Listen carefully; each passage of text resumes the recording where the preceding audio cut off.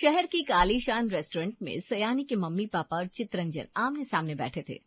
चितरंजन ने branded coat pant पहन रखा था और वो पूरे कॉन्फिडेंस से सयानी के पापा से बात कर रहा था।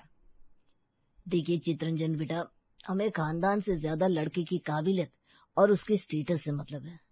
सयानी ने बताया कि आपने एमबीए करने के बाद एमएनसी में अच्छे पैकेज पर जॉब ले ली है। भाई हमारी बेटी का फ्यूचर सिक्योर है, इससे ज्यादा हमें और क्या चाहिए। अच्छा हुआ सयानी ने खुद ही अपने टक्कर का लड़का खोज लिया जो पढ़ा लिखा और मॉडर्न विचारों वाला है। बिल्कुल, हमें तो डर था कहीं कोई पुराना ख्यालात वाला लड़का ना मिल जाए। फिर जमाना कितना बदल गया है, आजकल पुराने रीति रिवाज कहाँ चलते हैं। और आपके घर वाले के बारे में बताओ जरा।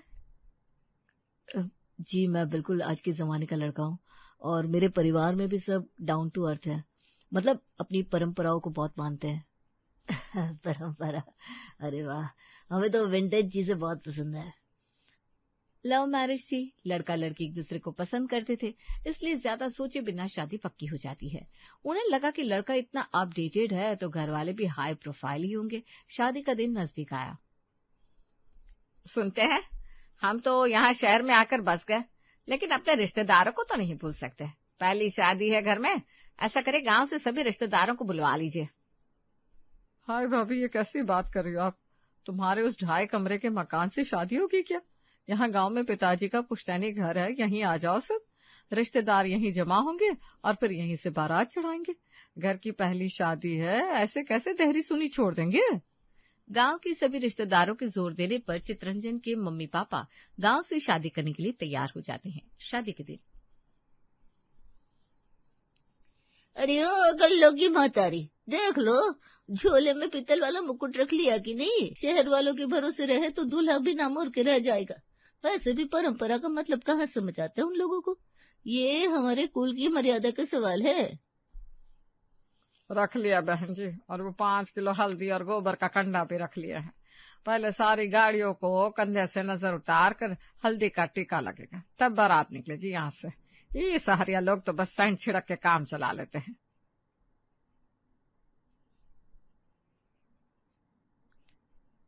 और सुनो, सबको बता देना शहर जाके कोई दबेगा नहीं, अपनी भाषा में बात करना। जैसे उन्हें उनकी गिटपिट अंग्रेजी प्यारी है तो हमें भी अपनी भाषा पर गर्व है।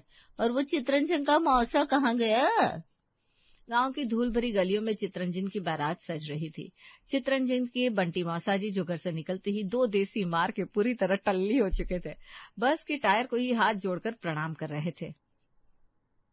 अरे ओ चितरंजन के पापा, देख लो अपने साड़ू साहब को, अभी शहर पहुंचे नहीं और इनका इंजन अभी से गर्म हो गया। टायर के पांव पड़ रहे जैसे बस नहीं साक्षात देवी माँ खड़ी हो।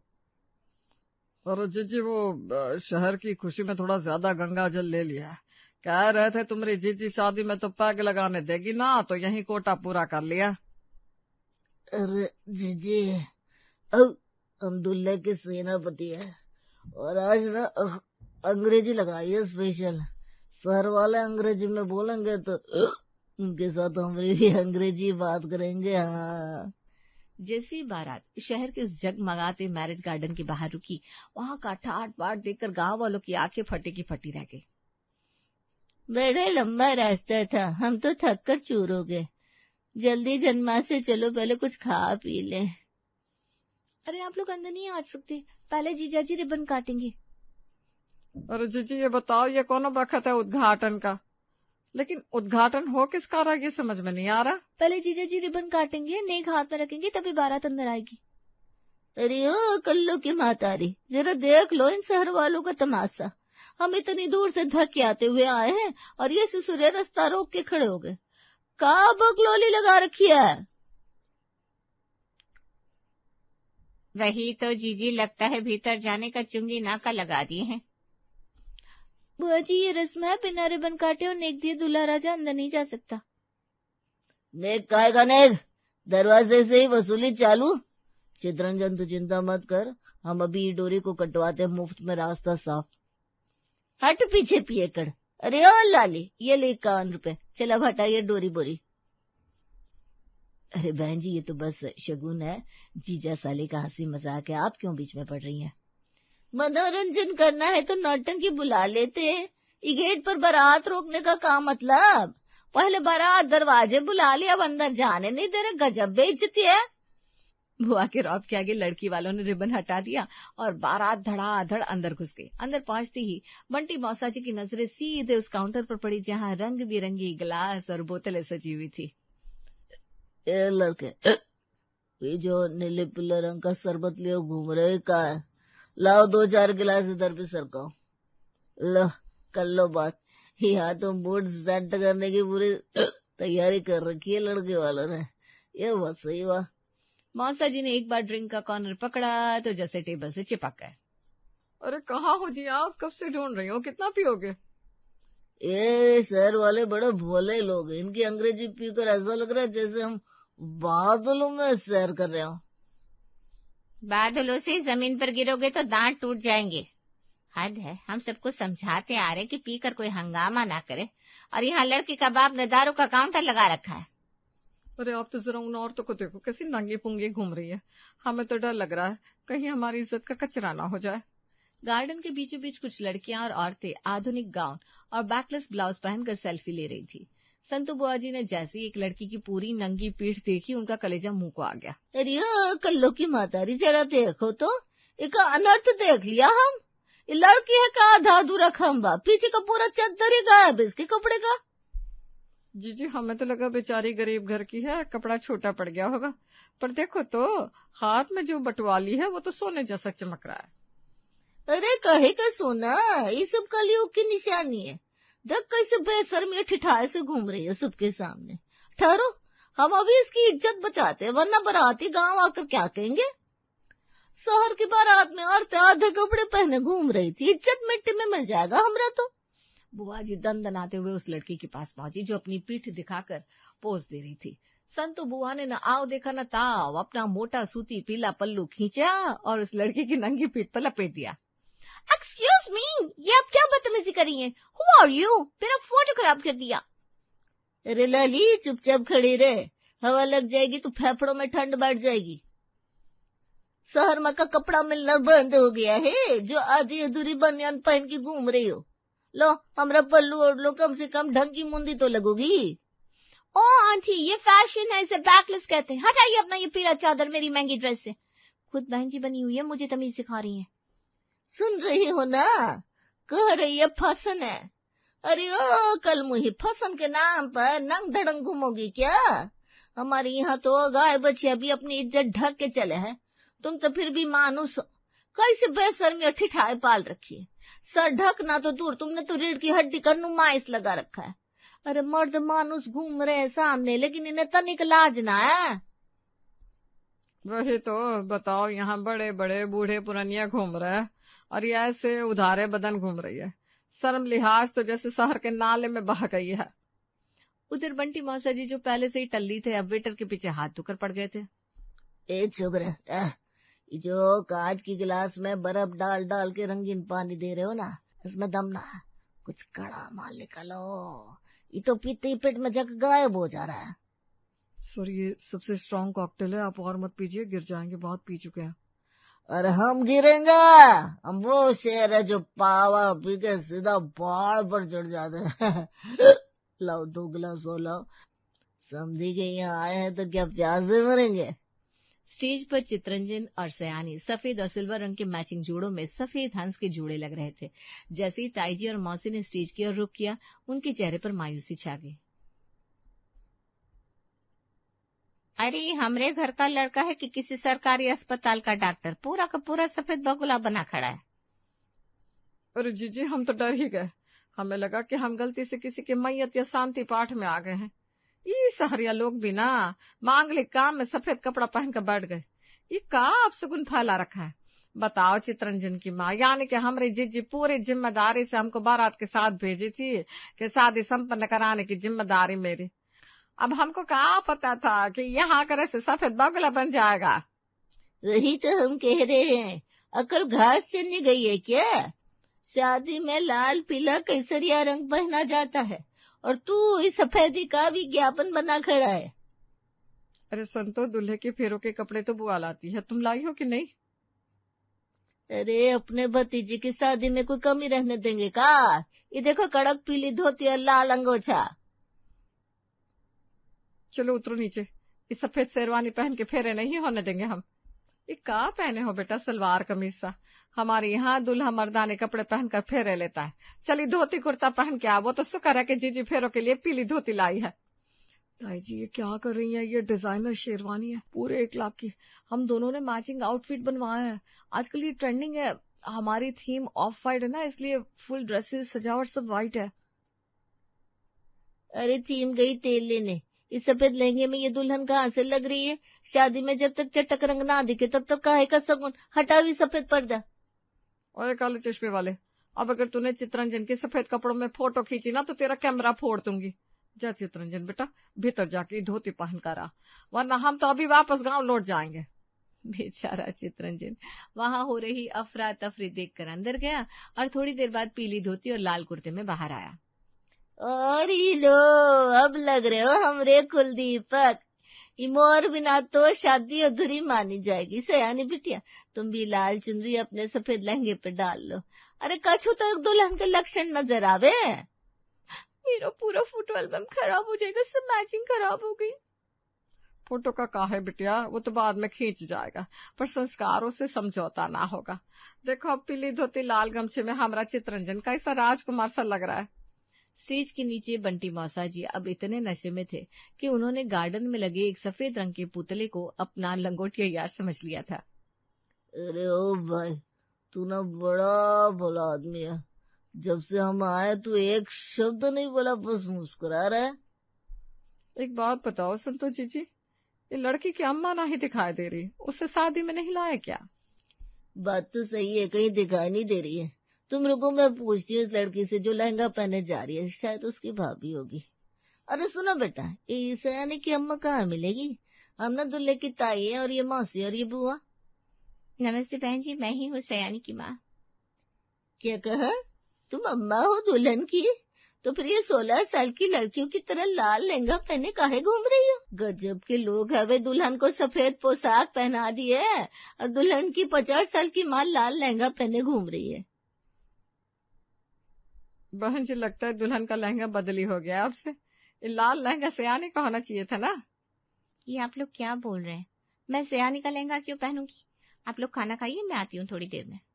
उधर जैसे पंडित जी ने मंत्र शुरू किए। ए पंडित जी, का रेलगाड़ी भगा रहे हो? मंत्र पढ़ रहे हो कि कोई गाली दे रहे हो? हमरे यहाँ तो एक एक फेरे पर आधे घंटे तक कथा सुनाई जाती है। ये 5 मिनट वाला ब्याह में मंजूर ना है। माता जी ये शहर की शादी है, यहाँ सबको खाना खाकर जल्दी घर जाना होता है। मैं मुख्य मंत्र पढ़ रहा हूँ। खाना गया चूल्हे में। जब तक चित्रंजन और सयानी के सिर आपस में टकराए नहीं जाएंगे और जब तक हम गाली वाले गीत नहीं गाएंगे तब तक ये गठबंधन अधूरा है।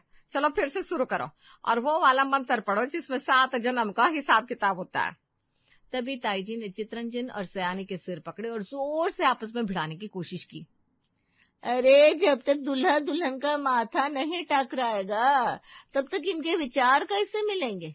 चलो चित्रंजन सयानी बेटिया, मारो एक और टक्कर।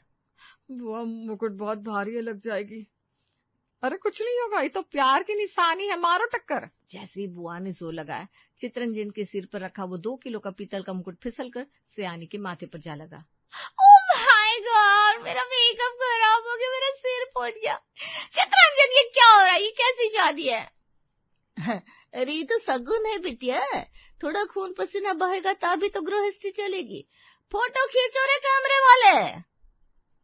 ओ पंडित, ये आग ना बहुत धीमी चल रही है, इसमें थोड़ा सोमरस डाले क्या? फिर देखना मंत्र कैसा रॉकेट की तरह निकलेंगे। अरे जजमान ये क्या कर रहे हैं? ये पवित्र अग्नि है, आप यहाँ से हटिए। अरे पिया कर तू हट यहाँ से, वरना पंडित जी मंत्र की जगह तुझे श्राप दे देंगे। चलो उधर जाके समधी जी को परेशान कर जाओ। फोटोग्राफर बेचारा अब भी कोशिश कर रहा था कि कोई एक अच्छी फोटो मिल जाए, पर स्टेज का नजारा कुछ ऐसा था। दूल्हा टेढ़े मुकुट में अंधा हो चुका था, दुल्हन रो रही थी और बीच में बुआ और ताई जी ने विक्ट्री का साइन बना रखा था। सर ये फोटो एल्बम में अच्छी नहीं लगेंगी। तू अपना मशीन चला बस, शादी की फोटो यादगार होती है, अच्छी बुरी से क्या मतलब। फेरे पूरे हो चुके थे। चित्रंजन और सयानी जैसे तैसे उस भारी गांठ और टेढ़े मुकुट के साथ मंडप से उठे। अब बारी थी विदाई की। लेकिन गांव की विदाई और शहर की विदाई में तो जमीन आसमान का फर्क था। शहर की औरतों ने धीरे धीरे रोना शुरू किया, सिर्फ आंखों के कोने भिगोकर, ताकि मस्करा फैल ना जाए। पर ताई जी और मौसी को ये धीमा रोना राज नहीं आया। अरे शहर वाले कैसे रो रहे हैं, जैसे किसी ने इनकी चाय में चीनी कम डाल दी हो। अरे बिटिया विदा हो रही है, गला फाड़ के रो, तब तो पता चले कि कलेजा फट रहा है। हमें तो लगा बिटिया बड़ी भारी थी बाप पर, तभी एक आंसू ना निकल रहा बाप की आंख से। हाय हाय हमारी लाडो चली रे, अब इतने बड़े बंगले में कौन झाड़ू लगाएगा रे। अरे बहन जी, आप तो लड़के वाले हैं, आप ये क्या कर रही हैं?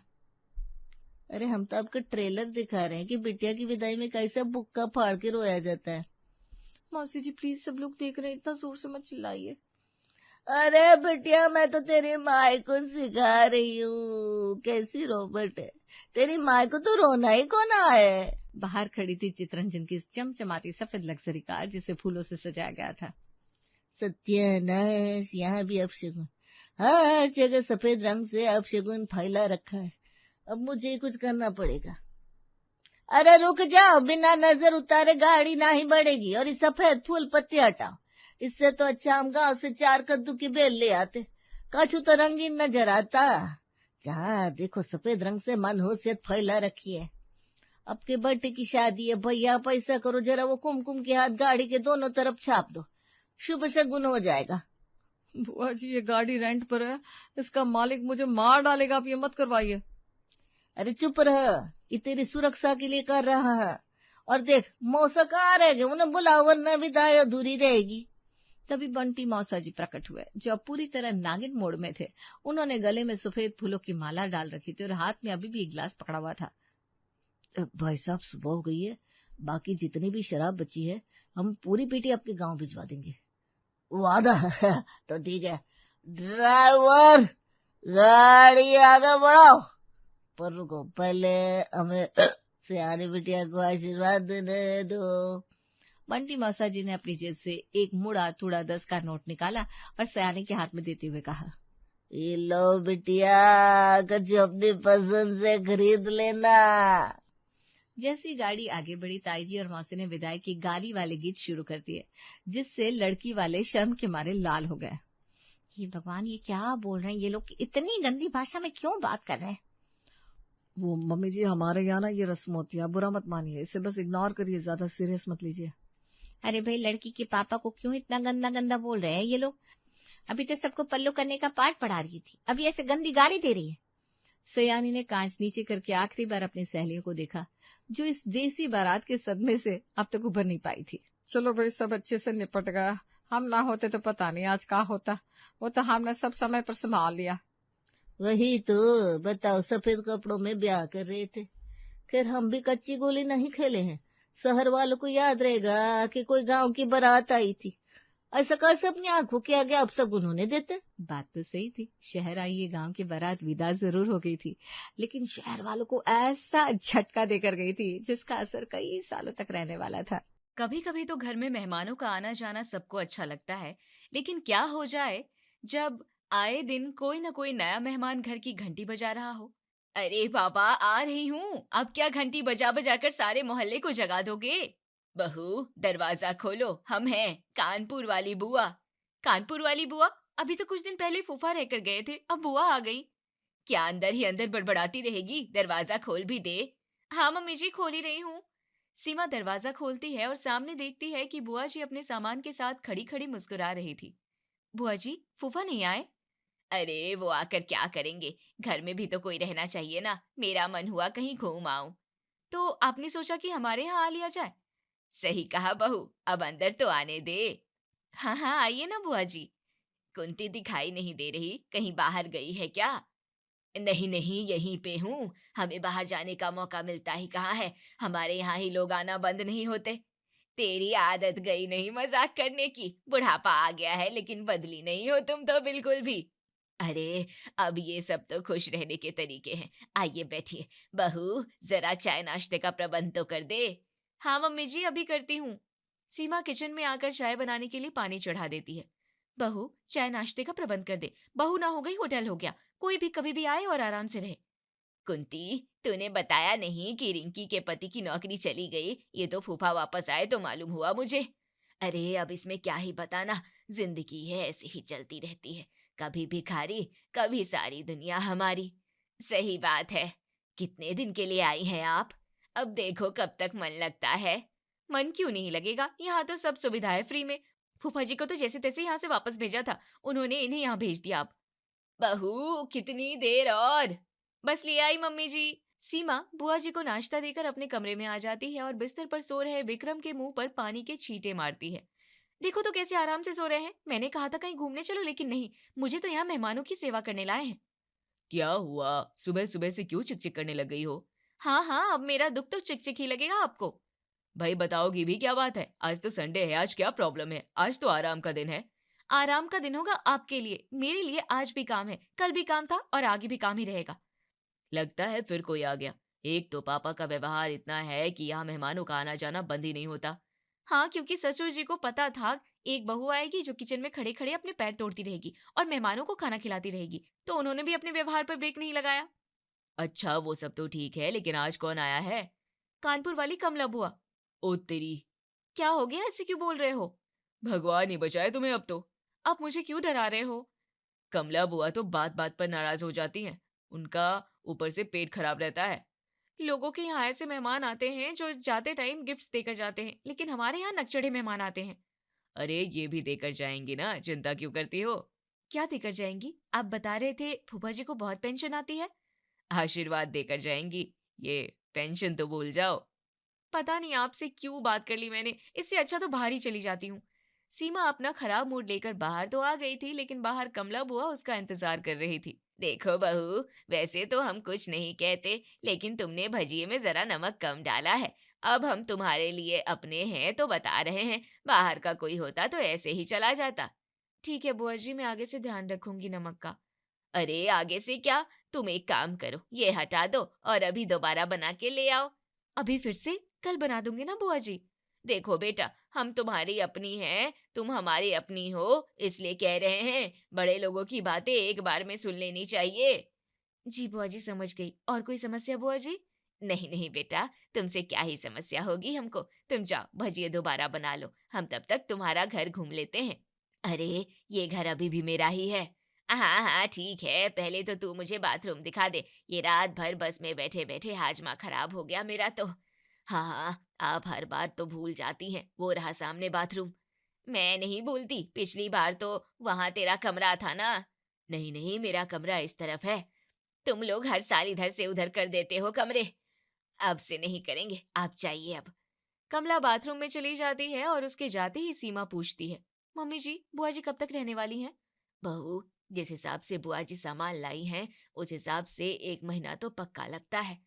मम्मी जी, मैं तो कहीं भी नहीं जा पाती हूँ, यहाँ के मेहमान ही नहीं खत्म होते हैं।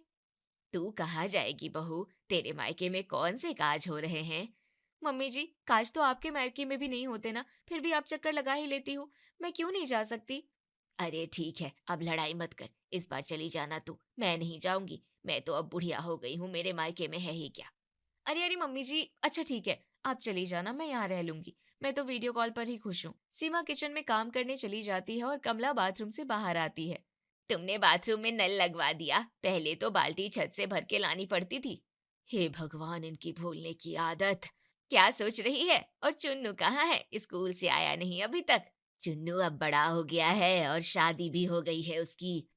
अच्छा ठीक है, मुझे भुलक्कड़ समझ रही हो क्या?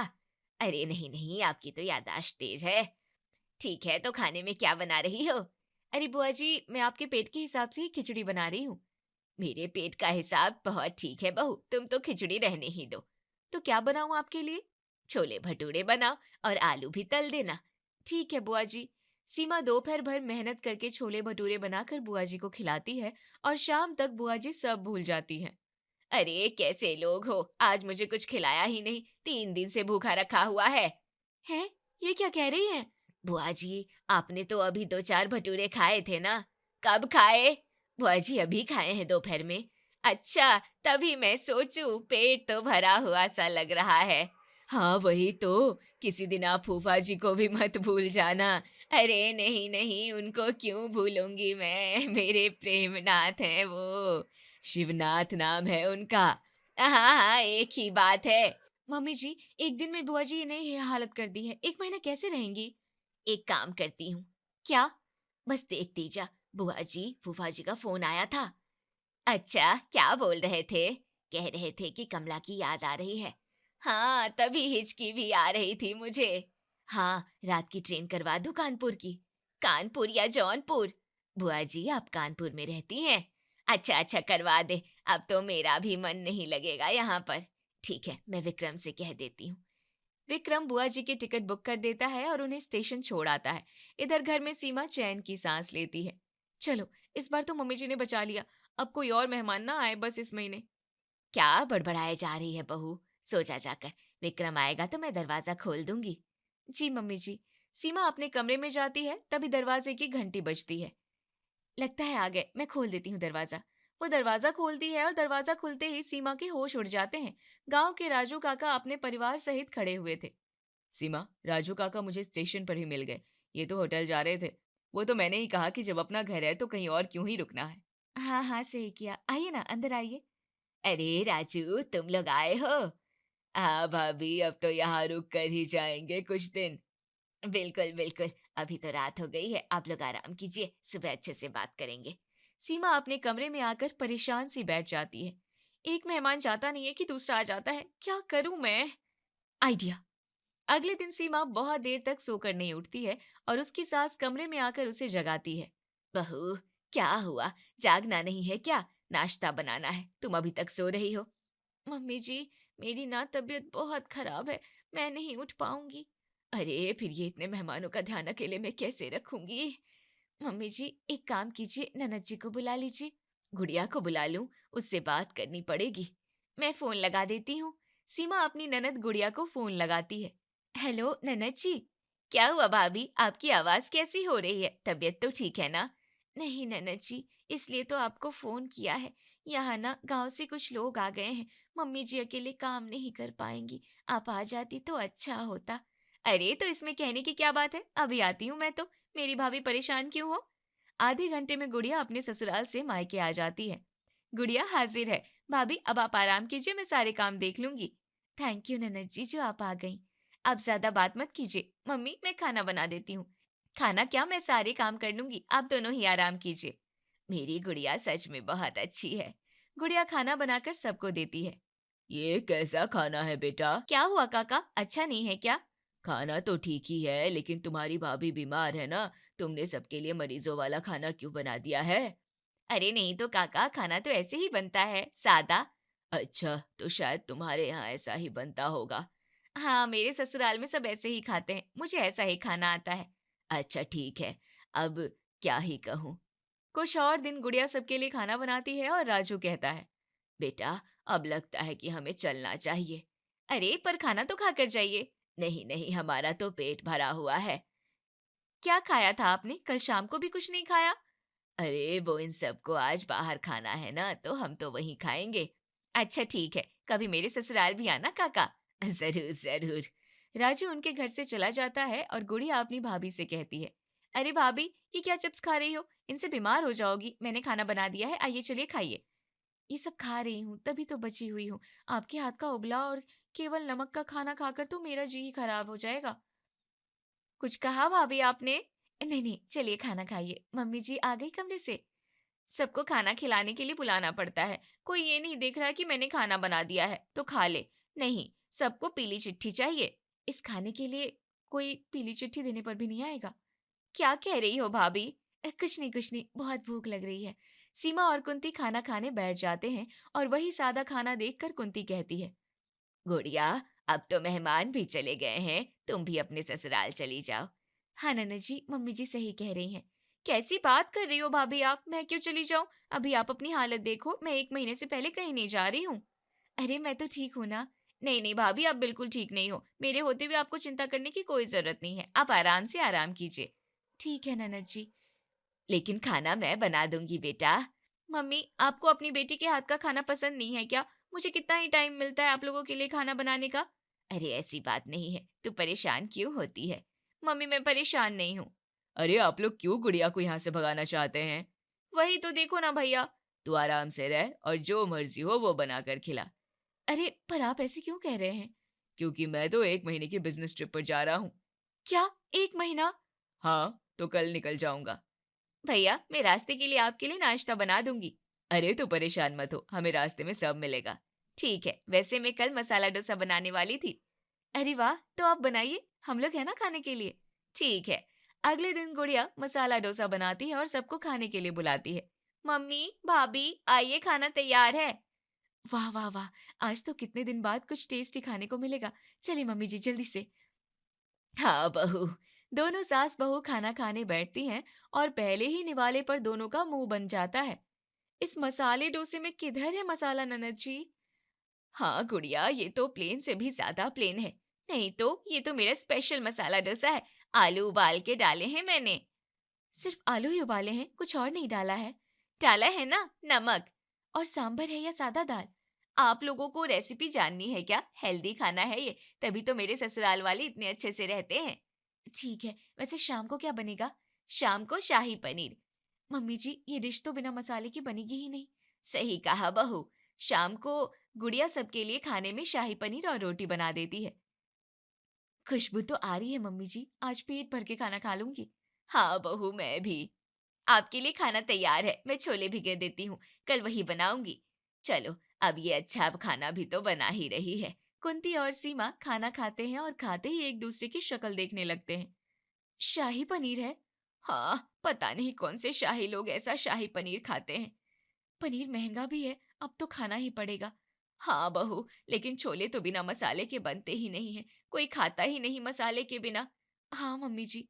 अगली सुबह गुड़िया फिर खाना बनाती है और फिर वही सादा खाना खाकर सास बहू अपना माथा पकड़ लेती है। बहू कुछ तो करना पड़ेगा अब। हाँ मम्मी जी, अब नहीं खा सकती मैं ऐसा खाना। ऐसे तो ये अपने ससुराल नहीं जाएगी।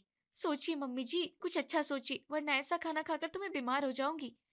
क्या मतलब बीमार हो जाऊंगी? तू बीमार ही तो है। अरे मेरा मतलब और बीमार हो जाऊंगी ना। ठीक है, एक काम कर, तू दामाद जी को फोन कर दे, उन्हें यहाँ बुला ले। ठीक है। सीमा गुड़िया के पति को फोन करती है। अरे भाभी, आपने मुझे अर्जेंट में क्यों बुलाया? हाँ भाभी ने बुलाया? क्या हुआ भाभी, आपने तो मुझे कुछ नहीं बताया। कहीं आपकी तबीयत ज्यादा खराब तो नहीं? क्या भाभी की तबीयत खराब है? हाँ बहुत तबीयत खराब है। अरे और विक्रम जी भी यहाँ नहीं है, मैं यहीं रुक जाता हूँ उनके आने तक। अरे मम्मी जी, ये क्या हो गया? पासे उल्टे कैसे पड़ गए? वैसे भी मैं वहाँ क्या ही करता तुम्हारे बिना, अब कुछ दिन यहीं रह लूंगा। हाँ ठीक है, आपको भूख लग रही होगी, आइए मैं खाना बना देती हूँ। हाँ, मुझे तुम्हारे हाथ के खाने की याद भी आ रही थी।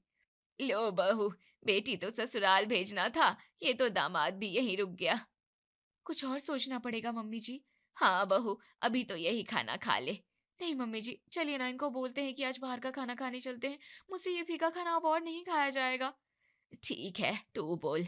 सीमा किचन में आ जाती है और गुड़िया से कहती है, कुछ चाहिए भाभी आपको? मैं क्या कह रही थी कि आकाश जी घर आए हैं, आज हम सब बाहर ही खाना खाने चलते हैं ना। बाहर? नहीं नहीं, आप बीमार हैं, आप बाहर खाने नहीं जा सकती। अरे मैं बाहर इतना ज्यादा भारी और तला हुआ नहीं खाऊंगी ना। सब कुछ भारी ही होता है, तभी तो वो बाहरी खाना होता है। लेकिन दामाद जी को मेरे हाथ का खाना ही पसंद है, आप चिंता मत कीजिए। ठीक है। सीमा अपनी सास के पास वापस आ जाती है। कोई बात बनी? नहीं, इनको यही खाना खाना है, कोई बाहर नहीं जाएगा। ठीक है, तो कुछ और सोचते हैं। तभी कुंती के दिमाग की बत्ती जलती है और वो आकाश से कहती है, दामाद जी, दामाद जी। क्या हुआ मम्मी जी? वो आपकी माँ बाथरूम में फिसल गई, फोन आया मेरे पास, आप लोग जल्दी जाइए। क्या? मैं अभी पूछ लेता हूँ। अरे पूछने का टाइम नहीं है, आप जल्दी चले जाओ। गुड़िया तू भी जा, अब अपनी सास की सेवा करना। हाँ हाँ आकाश जी, जल्दी चलिए। गुड़िया और आकाश हड़बड़ी में वहां से चले जाते हैं और उनके जाते ही कुंती अपनी बहू से कहती है, मुंह तीखा करवा दे बहू अब तो जल्दी से।